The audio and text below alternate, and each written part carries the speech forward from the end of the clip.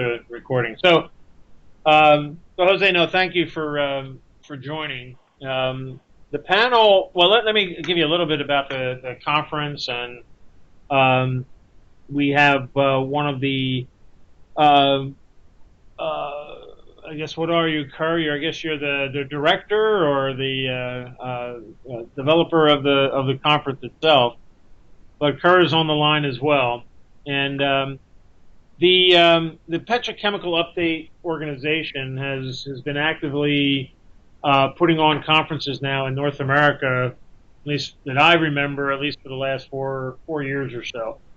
And they've been very successful in holding petrochemical related type conferences, mainly in the U.S. Gulf Coast, but also they do a Northeast conference, and now they're looking at putting together this downstream engineering construction conference in Calgary as well.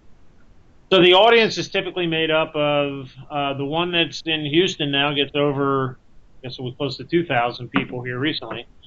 But these smaller events would probably be in the several hundred attendees that are focused on or interested in downstream activity, project activity. So the conference, as you know, Kerr is developing finalizing the agenda now. But this panel discussion they were asked myself to facilitate a group of owner organizations in their thoughts about executing downstream projects in Alberta, right? So if you think about the typical Alberta market, if you look back over the last 20 plus years, primarily focused on the upstream side of the business. For a time there was a number of very heavy oil upgraders. Most recently, probably very focused on pipelines. But now there's quite a bit of discussion on producing more finalized type products in the province. So looking at potentially refining and petrochemical type facilities. So the other members on the team, Jose, you're obviously from Suncor, but we have I guess it's Dorisi Adam from Husky Energy and Nicholas Petrola from CNRL. And then we do have a representative from Nova Chemicals as well, Vernon Strom. So they're going to be our 4 panel members. And the way that we've successfully done these in the past for the Gulf Coast region is where I would moderate the panel of 4 U4 representatives. There'd either be chairs or stools on the stage. And I would just ask a question related to the industry, and I'll go over these questions here in a second. And the way that I've done it in the past, it seems to get more of the audience engagement, is that I'd ask a question and then direct that to one of you to answer that, and then maybe one of the others could add a little bit, and then I would go to the audience for about 5 minutes and have them ask questions. And then we'd stop that, maybe do that for about 10 minutes. We'd come back to the second question. I'd ask that to one of the other panel members. Then another panel member might add a little bit to that, but then go out to the audience. So probably 3 or 4 questions. If we can get 4 in, if it's 45 minutes, and I do basically a 5-minute introduction of the panel, we'd have about 10 minutes for each of the segments, if you want, where my question and that individual's answer might take 3 to 5 minutes, and then we throw it out to the audience for about 5 minutes. The benefit of that is we really get good group participation from the audience. The challenging part is you never totally know what the audience is going to ask, but it's a very interactive, very enjoyable session, and there's not we're not going to prepare a lot. There's no notes, there's no slides. It's very kind of off the cuff type of an environment. Great. Hi, everyone. Sorry, this is Darcy Adam. Sorry, I have back-to-back meetings. Hey, Darcy, how are you? No problem at all. This is Steve Cabano. Hi, Pete. Sorry? let them know we're recording. Oh yeah, so we are recording this for some of the other folks that can't participate. Okay. So it will be the group of 4 panel members, and what I thought we would do in this session, and we'll only take maybe 20 minutes or so here of your time, but is to talk about the questions that I would ask, and then who might be the best representative to at least answer the first part of that question, and then we'd open it up to some of the other members of the panel, and then go to the audience. But I, kind of had 4 different areas. If you saw the call for participation flyer or attachment that we sent out with the email, that the topic were kind of the business aspects. So how are we dealing with some of the regulatory complexity and so on of doing downstream projects in Alberta or in the region? Kind of an engineering question, more about since the last downstream activity in the industry was some time ago, other than maybe the Northwest Redwater project. Maybe what's it look like for the kind of the next generation of projects? Do we have kind of the engineering smarts within the region to be able to do that? Are we going to have to import people and so on? Which kind of gets to the next question, which is execution challenges. Does Alberta have the resource available?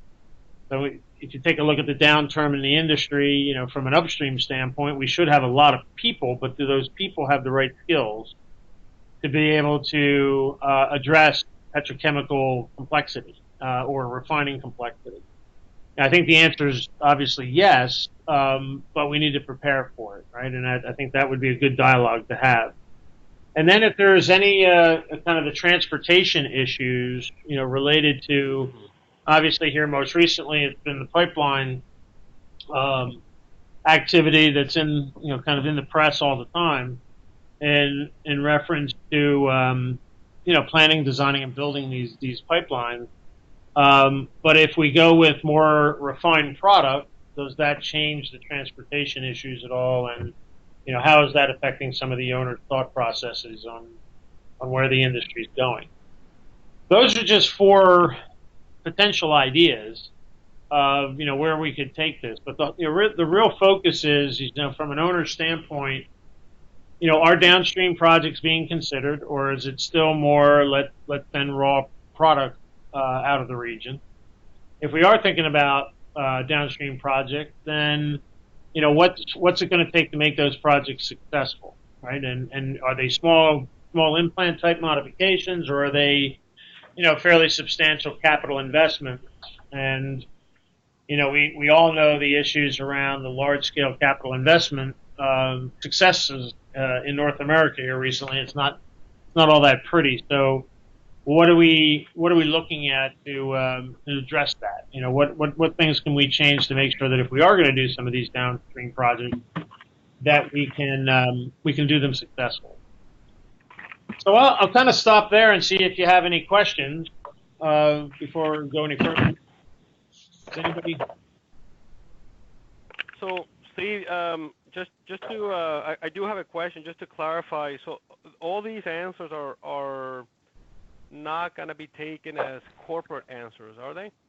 No, it's more of a philosophical type of discussion. I realize that, some of the your internal strategies are highly confidential, but when you talk about the region, if you want, do we believe that the region is ready for a surge of downstream projects? And I can what I'll add during the discussion are things like you take the U.S. Gulf Coast over the last 5 years, and you would think that the U.S. Gulf Coast would be very prepared for a surge of petrochemical projects, and they weren't, right? So what ended up happening is you end up with a lot of constraints around resource availability.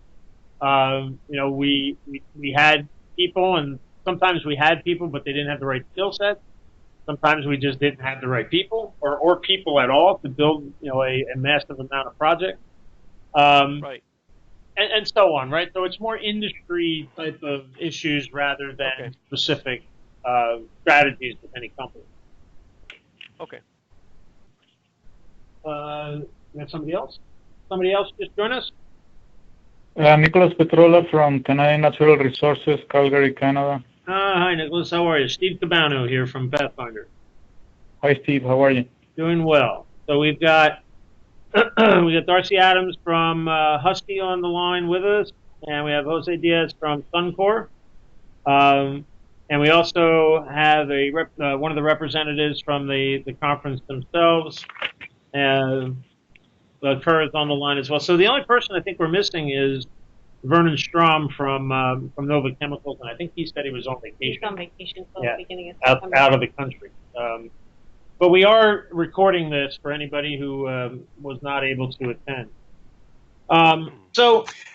Yeah, Steve, I'll just give you some of my color commentary, with regards to, large projects in Alberta and the downstream side, right? So there's, there's a regulatory aspect, regulatory regime, which is, which is pretty tough in Alberta, as those who are working in Alberta know. But the other thing is, there's, other than petrochemical and I guess, there's a Chinese company, I believe, that's looking at doing something, and then it's also Williams. It's not Williams anymore. Right. I think it's one of the pipeline or midstream companies. Yeah, and the name escapes me right now. Yep. So the and even up, looking at the oil sands, it's there's not a whole lot of big projects that are being planned for Alberta in the next, several years. A lot of the stuff that's being focused on is extending turnarounds, and how do you get more bang for your buck, and it's smaller projects, and it's debottlenecking. So, if we're going in there looking for elephants, I don't think there's a whole lot of elephants to be talked about. It's really doing, working with what you have and being smarter and being smarter with what you have. Yeah. And so I'm just wondering if that's more appropriate to where the industry is today in Alberta. Well, I think the company you're talking about is Inter Pipeline, right? Yeah, that's right, Inter Pipeline. Yeah. Yep. And I think there's, as based on our research up to now, there looks like there's about 3 decent-sized projects. One of them, in the billions of dollars, the others in the hundreds of millions of dollars that are being planned. And I think Nova's got one of them, and Vernon should be able to talk to that. And then we've had some I think, Nicholas, you might be able to add on some of the activity that's going on at CNRL on the downstream side. And it's major maintenance type work, but also some considerations for some decent sized type projects.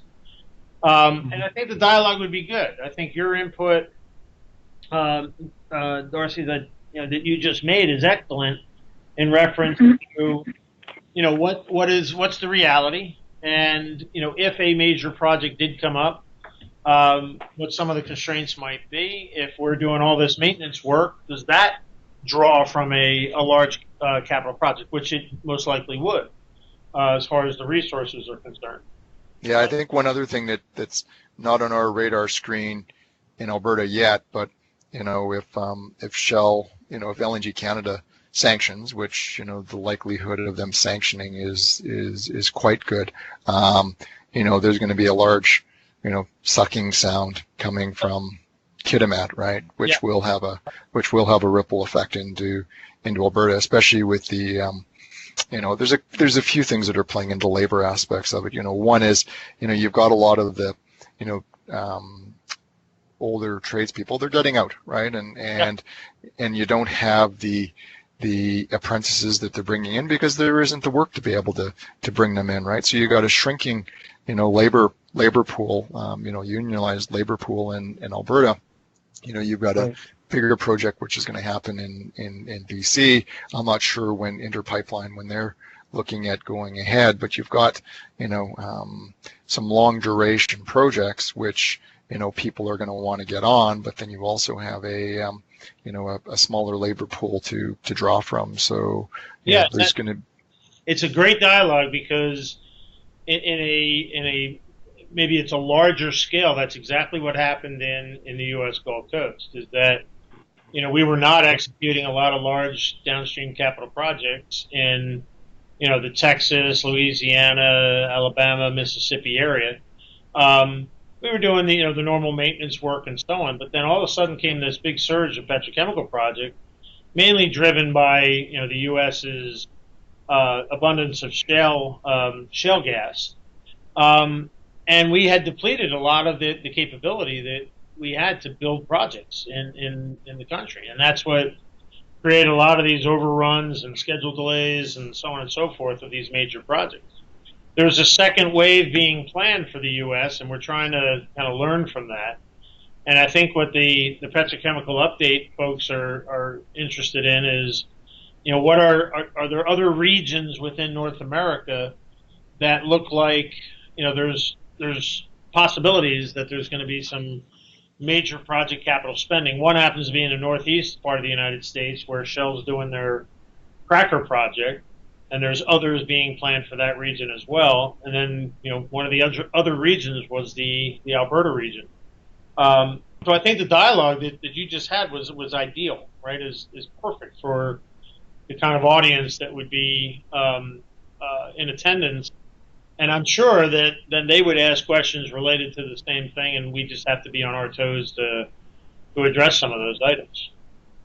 Sounds. Yeah, I would like to add upon Darcy's comment, is this LNG project that is going to happen in Kitimat, where Shell is, I think it's about 40% of ownership. And, I have a friend working for Fluor that they are depleting people at site at Kitimat early next year. So they are pretty much going ahead. It's a pool of investors there, and it's a pretty good size LNG plant. Yeah, so I'm sure that Kerr probably has people already attending from that project. Well, they'll most likely talk about that during this conference.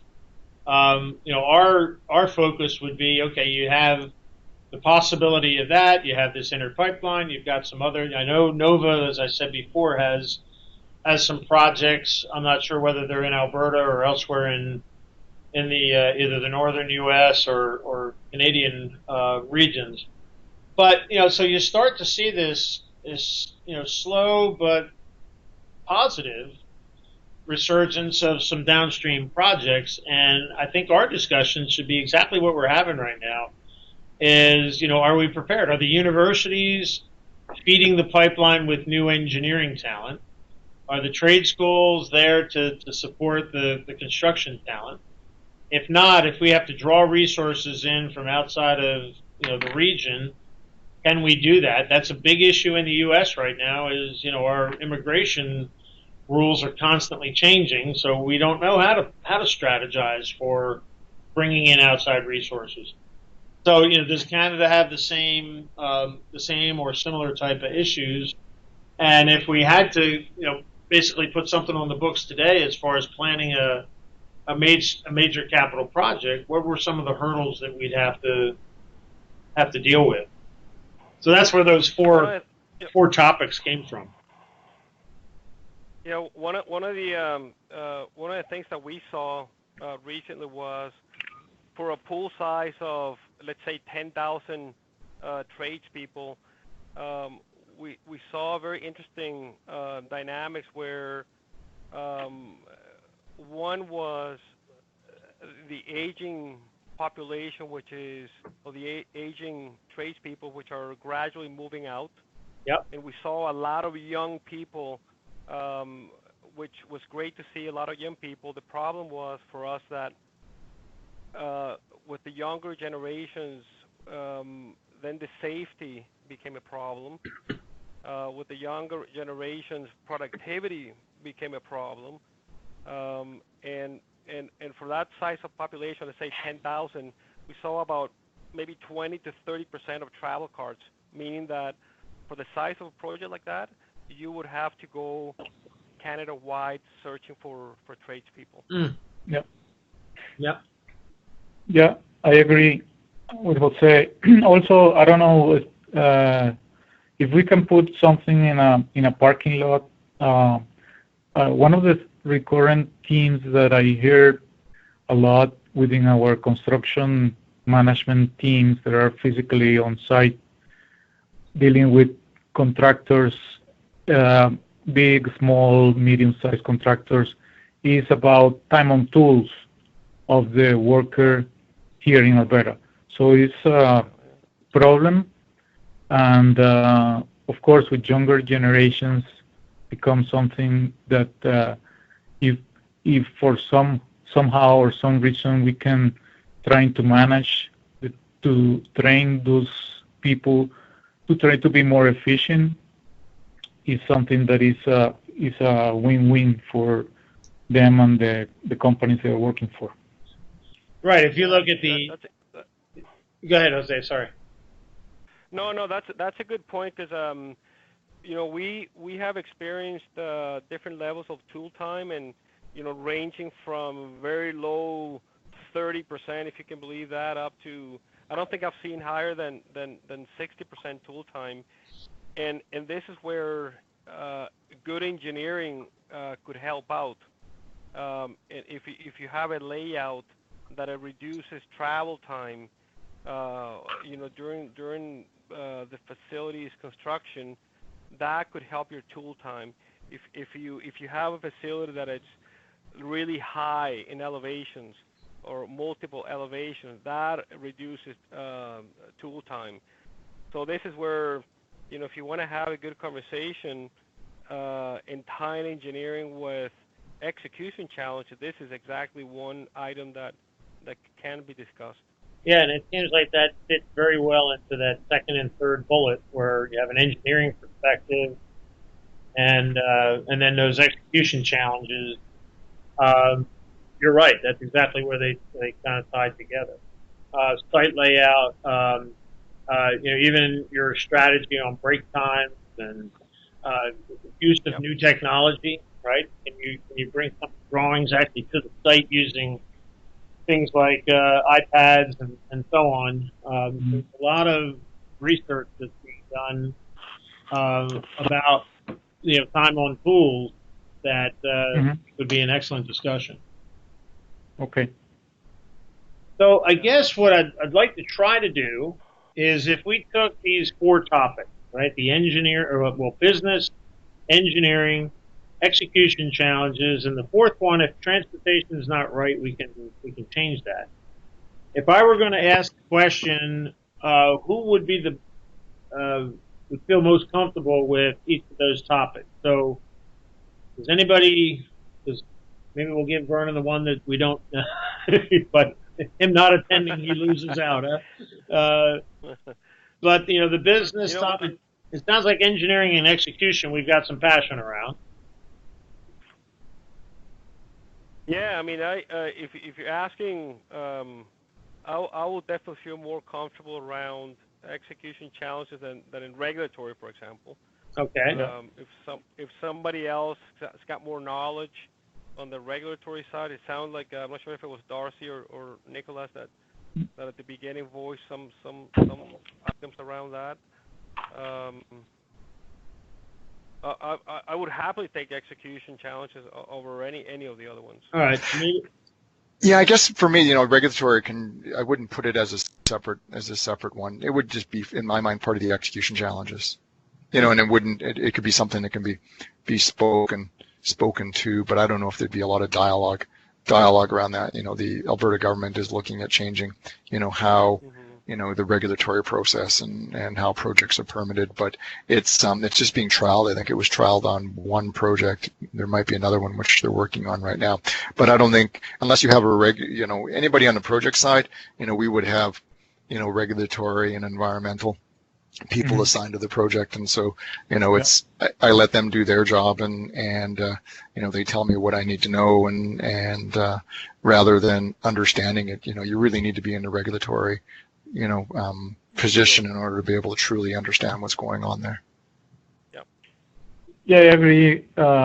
Also because of usually in companies like our companies, usually they have people in charge of those regulatory issues or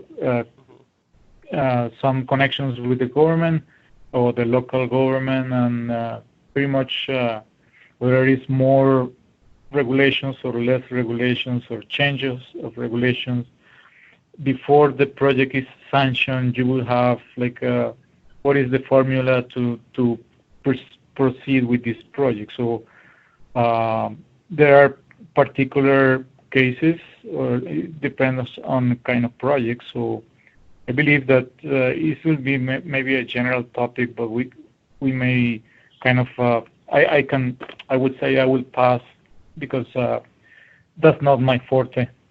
Yeah, so maybe we'll do this. Maybe I think just because of the timing, if we just circled around kind of the engineering perspective and the execution challenges, and those would be basically two general themes.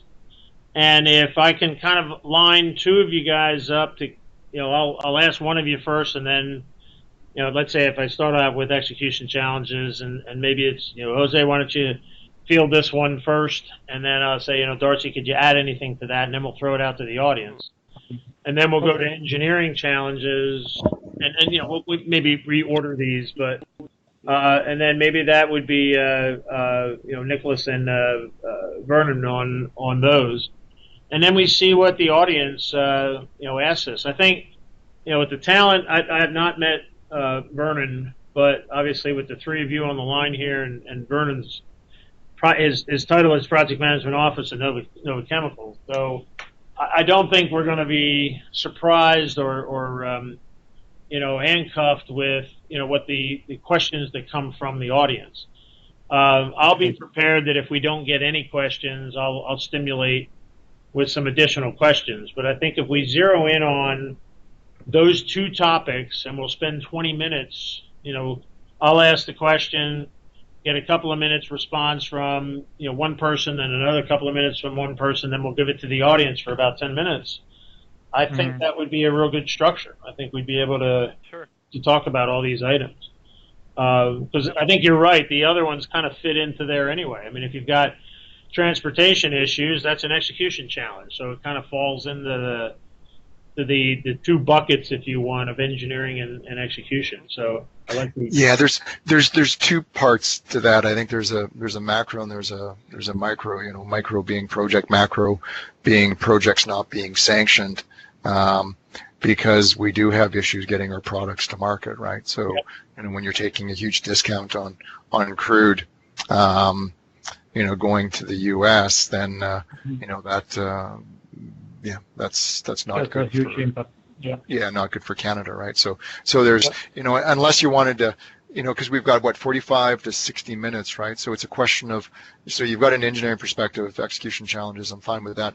Is there a business aspect that we want to add? Talking about where we are in Alberta right now, in terms of Fort Hills and NWR were the kind of last mega projects, right? And when's the next one coming? And maybe that's interpipeline, and I'm not sure what the schedule for that is. And just to kind of give a lay of the landscape, and then we can talk to some of the challenges that Alberta has, and then that moves into a engineering perspective and execution challenges. That's if you look at the four that I had there in the bullets, it was business aspects, and I put regulatory just as one of the business aspects. But so I think if you want, we can keep that in there. And I know that, as I said, Vernon's Nova is planning some decent sized projects, and I don't know where we're going to fall in the schedule, but I know that Inter Pipeline project is going to have some representatives there talking about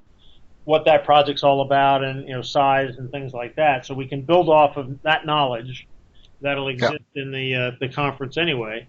Yeah. So maybe we'll keep the three topics of business aspects, engineering, execution challenges, and I'll give Vernon the business one since he's got some activity going on, and then we'll back to Darcy. Do you want? Yeah, and maybe it's business environment. Maybe that's because I think again, without Inner Pipeline and the other major projects kind of gone down, and you look at what they're spending up in the oil sands, and the oil sands spend has gone down dramatically. There's not a whole lot of there's no mega projects, definitely. They're all smaller type projects and smaller on an oil sand scale. The near horizon, yeah.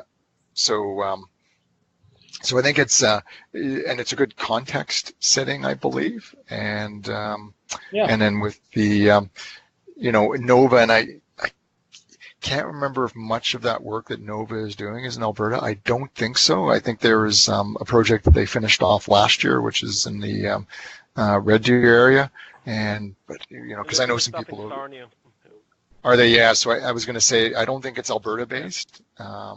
So Ontario based. Yeah. Yeah, and he might. I mean, one of the things I'd like to know is why. So why is it moving? I think the audience might be interested in. So why would the projects be outside of Alberta if you've got this nucleus of engineering capability, execution capability, so on, feedstocks and so on? Yeah. Then why are other areas more attractive? And maybe that is a Absolutely. regulatory constraint or something along those lines. Yeah, I just would like to add, by the way, to just slightly touch about Interpipeline. In their webpage, they have a presentation about December 2017. It's called Heartland Petrochemical Complex. And they are saying, for investors' purposes information, there is a $3.5 billion that cost. Mm-hmm. So it's something that is saying they will be operated by 2021.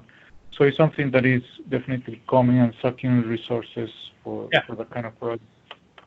Yeah, and like I said, I know the Petrochem update folks have some other projects, probably not that size, but that are a decent size, that are also going to make some presentations at the conference. So I think it'd be people will get excited about some of the activities that are happening.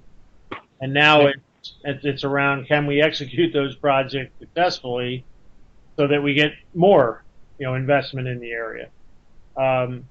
It was interesting. I went to one of the, trying to remember what conference it was up in Calgary here a couple months ago. And they had a keynote speaker from one of your local breweries. And yep, I was there. Yeah, and the whole idea of him being forced to actually go produce the beer outside of the province because of some of the regulatory rules, kind of hit home. I said, do we have the same issues around downstream, petrochemical refining type activities? And if that's a constraint, we somebody's got to work on that, right? Right. So for the other guys there, it was, he had produced a certain amount of beer, and to go and sell that beer within the province, he had to produce, I forget how much more, it was a ridiculous amount, that he was kind of a microbrewery, and if he wasn't allowed to do that, he didn't have a license. So he ended up going to, I guess it was BC, and producing the beer in BC, and then shipping it back to Alberta, which made no sense at all, right? I mean, it's... I guess the number that you were looking for was 500,000 liters of beer capacity in the plant. Yeah. And it was a really interesting story because of the the workaround that he did because of a regulatory issue, and and if we have the same types of things, I think in the downstream side of our business, first of all, I think people need to know about them, and second of all, I think we need to address those issues with the right, whether it's government officials or so on, so that some of these projects can be successful. And maybe that's the constraint. That's what might be why some of these projects are being looked at outside of Alberta. So I think that'd be a great dialogue. So what my recommendation is, we've got a couple of minutes here, and then I'd like to wrap it up, give you give you some time here, is we'll document what we've just talked about. We'll talk about these three topics and who will line up for each of the three topics. Now, obviously, anybody can add in any inputs they want during the open discussion with the audience. My recommendation is to have another one of these meetings maybe in a month, right? That would be a month before. Where are we here? No. Yeah, for sure. Yeah, Well, it's I October. agree. Let me see. It's October 23rd and 24th, is it? 22nd, 23rd. Right. So if we did one late September, early October, Yeah. Depending on. Yep. we'll have another get together. Hopefully, we can get everybody in that one, and we'll just do some final talks about the topics and things like that. And then by that time, I think Carl will probably have the exact timing and when we're going to be in the agenda. I know we're going to be on the 22nd, the first day. I would like to request something from you guys in Pathfinder. Sure. I remember seeing a presentation about 2010 or 2011 Okay. regarding a roundtable that was done for the phase one type of projects we did at Horizon in CNRL and some of the other peers, Syncrude and Suncor, that were doing big projects in, I would say, including Voyager first attempt or second attempt to get together. But there was a presentation with a roundtable of people that came up with some recommendations on those large projects finishing in 2009, 2010. Yeah. So is it possible you to rescue that presentation for us to get more highlights? Yeah, I vaguely remember what you're talking about, so we'll have to go back in our files and find that. But I think if Scott deal have to do with that. Okay, was it for the PMI, PMI. the Project Management Institute?